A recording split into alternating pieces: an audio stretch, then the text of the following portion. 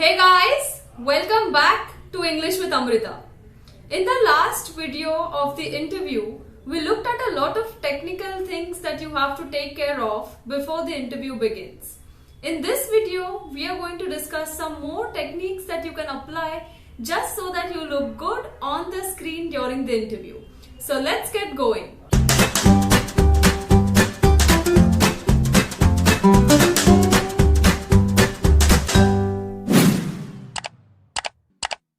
If you have missed watching the first part of this interview series, you can click right here and go to the first video. Let's get started. The first most important tip is to have your room well lit. And what do I mean by that?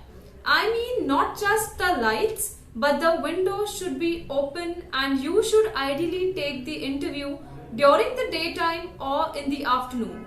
Evening or late evening interviews will make your face appear darker unless you have really good lights in your room. How do you make use of the windows during the daytime? It's important that you are sitting in front of the window. That means the window is right in front of you and the light is falling on your face. If the window is behind you, your chair is in between and then your laptop is there, what happens is there's a lot of light that comes from the window which makes your face appear darker. Hence, it's better that the windows are either on your sides or right in front of you to get maximum benefit of the morning sunlight. At the same time, you can keep your tube lights or your bulbs on so that you get maximum benefit of sunlight as well as artificial lights. If your house is roadside, it's possible that there'll be a lot of noise that comes from the window. Okay, so in that case, you can just close your windows, turn on the AC if you have an AC and switch off the fan, because usually fans make more noise than the air conditioners. So that is what you can do during the interview. Now another important thing is to reduce the noise. One way is to obviously close the window, at the same time close the door and tell your family members in advance that you're going to appear for this interview and no one is supposed to come inside during the time of the interview. Now friends, I conduct a lot of sessions online every single day, and if a student sits in front of me and has really dim lights, I don't feel like teaching him. Why? Because I cannot see whether or not he is understanding what I'm teaching him or her. I cannot see his face properly and that kind of turns me off. Now me being a teacher gets turned off if there are low lights. What about the interviewer who is looking at you for the first time ever? He wants that you look good and your face is lit. Hence, these important things should be taken care of before the interview. Another important thing is, I've seen a lot of people sitting in empty rooms, just that person and the computer or the laptop or the mobile. Now what happens in that case? Your voice can echo, and if it echoes, what happens? The interviewer will hear it again and again and there'll be a lot of disturbance that he will feel. So it's a good idea to keep a mattress or some tables and some other things in the room apart from you yourself and the computer. Another important thing is that the background that you're using has to be professional.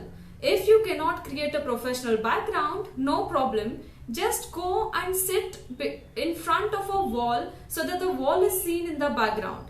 If you do not have a plain wall at home, no problem. Even if you're sitting and there are certain things that are visible in the background, see to it that those things look professional. Like a flower pot doesn't really matter. But if the interview feels that you're sitting on your bed and there's this pillow that is behind you, that may give a bad impression because it will look like you are unprofessional and not at all prepared or not at all serious for this interview. Because if you're serious, you would take care of these small details. The next most important thing is the seat that you're sitting on. See to it that it is comfortable for you. Even if the interview lasts for a long time, you don't feel uncomfortable in that seat. So before the interview begins, sit for some time and check out for yourself whether or not you're comfortable. Another thing that I do during my sessions that I conduct online is having a bottle of water next to me. Because if you forget the bottle of water and you need water during the interview, you obviously cannot tell the interviewer to stop and let me just go and have a sip, okay? So always keep a glass of water or a bottle of water close to you and handy. Another important thing is to have a pen and paper in hand when you're interviewing. Because if there are some questions that are asked that are technical and that needs your analysis, then you need a pen and paper.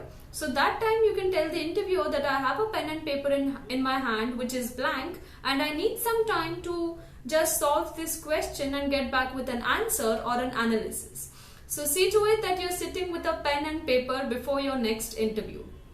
I hope these tips have helped you in some way. These are, again, I would just like to reiterate, these are simple tips, okay? But these are things that we miss out on before our interviews just because we're already worried about the interviews, so we don't really pay attention to these small things. So if you liked this video, subscribe to my YouTube channel because there's a lot more that is coming in the future.